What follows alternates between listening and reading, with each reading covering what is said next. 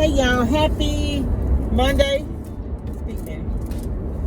Y'all, I just want to talk about I think his name was AJ Griffin, a young NBA ball player. They said he was drafted from Duke, I think in 22. He was just traded somewhere. He was with the Rockets, and I think he went somewhere else, or he come to the Rockets from somewhere else or whatever. Anyway, make a long story short, he said that he's giving up basketball to follow Christ.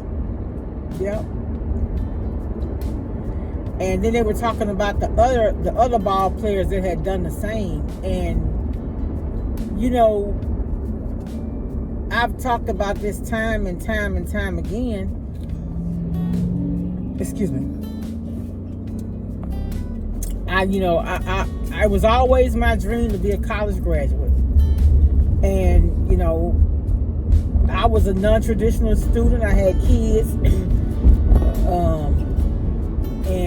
But I worked and continued my education. And, you know, I felt like once I got my degree, things would be better and I would feel so much better. But it was still something missing. It was still something missing in my life.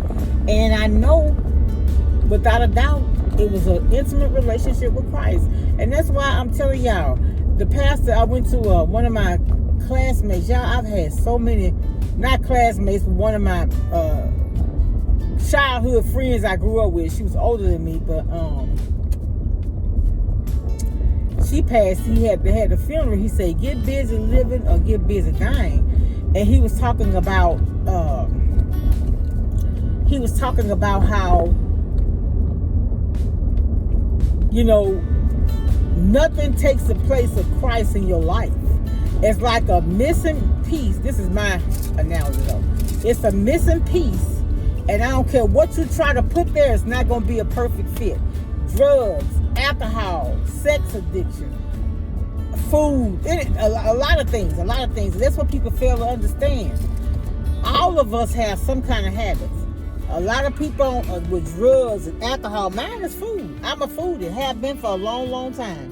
Now, you need food to eat, but you don't need a whole bunch of food. You understand what I'm saying? So, yeah, let me see the show. I got to put the light on my phone.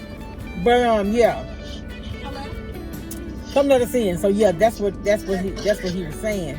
And it's so true. It is so, so true. You seeking fame, however you choose to seek it, or you think you get an education and you land this job making 6-7 figures and it's gonna make you happy, until you have that intimate relationship with Christ, everything else just gonna be fluff. You could try to fit it in that hole or in that space, it's not gonna fit. It's gonna always be something missing. Always something missing. And I think first the young man was saying he was gonna try to buy out the contract or something. I can't remember exactly what they were saying, but he finally decided he's giving it up for Christ. Only what you do for Christ lasts. Nothing else is gonna matter when it's all said and done. And so, yeah, God wants to live life and live it more abundantly. He does. But we also have to honor and reverence him. Oh, okay. I gotta get off of y'all because y'all can't even see me. Have a blessed day. Happy Monday. Prayers going out for all those who, and then my brother-in-law had a niece to pass this morning.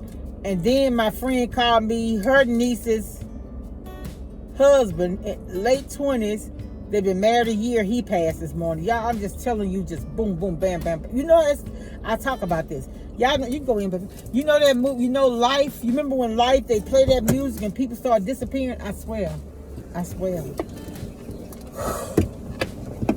Lord have mercy. Talk to y'all later. Happy Tuesday, y'all. It's October the 1st. Do y'all realize in another month we'll be putting up, some people started in November putting up their Christmas decorations? It's like, I don't know.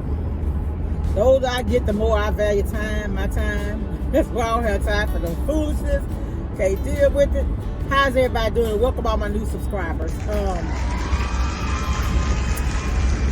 I say this all the time, but I realize when I'm talking, doing anything other than cooking, my cooking videos is the only reason why I'm still on YouTube. All the time I'm still a partner, because these videos don't get a lot of views. But I always said this is a ministry for me. So if I help one person watch, I'm yeah, everybody want to do better in whatever they do, but God's timing is always perfect, and I know that. And so I'm just the people I've met since I've been here. I appreciate each and every one of you. I have some people that when I post, I can depend on them to watch whatever I post, and I appreciate that. And well, wow, look at this person driving. But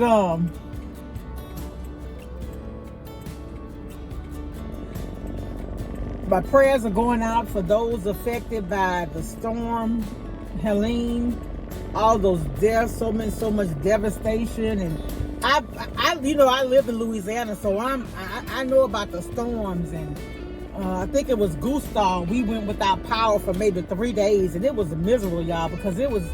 If you know anything about Louisiana heat, it was in September, and so that's hot. But it's not as hot as June. You know what I'm saying? So I look at every time I go through something, I say, you know what? What's the lesson? And I always remember that it could have been a lot worse. Come on, babe. What are you doing? Okay. Could be a lot worse. So we just have to be grateful. I tried to reach out because my nephew, I have a nephew that's, one of my nephews is actually a year and a couple of weeks older than my baby sister. Yeah, my mom had a grandchild, and then she had another baby. But anyway, he's deceased, and I reached out to his mom to ask about his boys, because his boys are in North Carolina, but I didn't get her, so I'm gonna try to call her again today. I forgot about calling her back last night, and I remember I was on my lunch break, so I called her from my work phone. And a lot of times, even myself, I don't like answering the phone from an unfamiliar number. But anyway, I need to check on them. Then one of my co-workers, his daughter is in school in North Carolina, so I called him, and he said they did go and evacuate her, so she's safe, thank God. But for anybody that's suffering loss of life, you have my condolences. Anybody, suffering from loss of anything that they have, like keepsakes and stuff like that, I'm sorry for that. But material things, a lot of times, and I know this for a fact, I have seen people lose everything, and everything they got was better than what they had. You know what I'm saying? But, we don't know. And then, y'all, it's been so much death. I got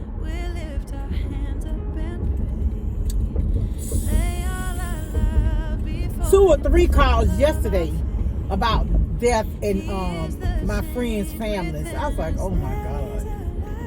Yeah. One of the young guys was in his 20s, and the other young lady was in her 40s. One of my good friends, her niece's husband, and then my brother-in-law's niece. So I've been knowing her since she was a baby. And then my friend's niece, I've been knowing her since she was a baby, but her husband had passed. Y'all, that's why I say about life, man, look, you got to live you got to live in the present, because tomorrow is not promised. And while living in the present, try to be more kind, more loving, more understanding, more gentle with people that are going through things. Yeah. So, all right, I done made it, and I'll talk to y'all later. Bye.